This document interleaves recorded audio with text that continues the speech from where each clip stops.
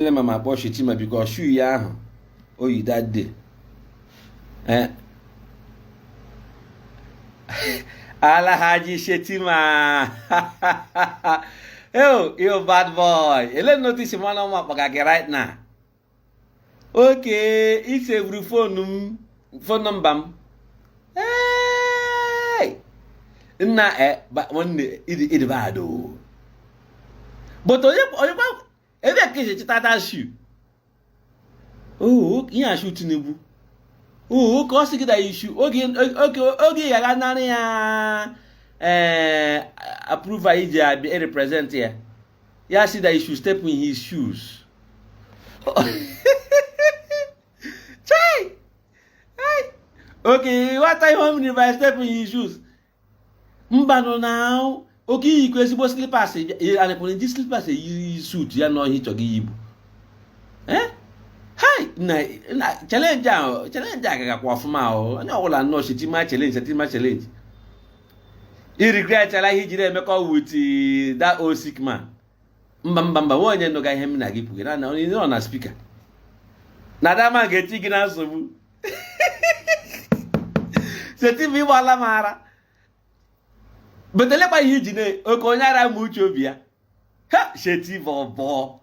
So elekwa him jine so kwa no Tinubu. Okay man oga ha noru 2 months no first get take over. Yeah. I'm people know that na ogunwa dey in charge of bo something. I told me DK akpa ya. And I'm not coming to bad like this, so.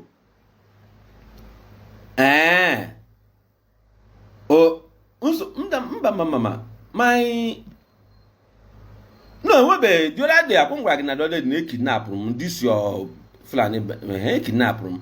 So, Meru mo, I'm not going to kidnap all before. You are na ha program the Jesus me go na ha. How I even one father Hejipanga made man okuro 3 million. Ha chọrọ m 200,000 onye nwa ebe aka m jiri recharge asef m jiri kpọọ gị na mbọ ebe aka m lọtakwara eriri m mba ihe nyejiri m those people they are making money ngwanụ biko ka ekwuo achọ m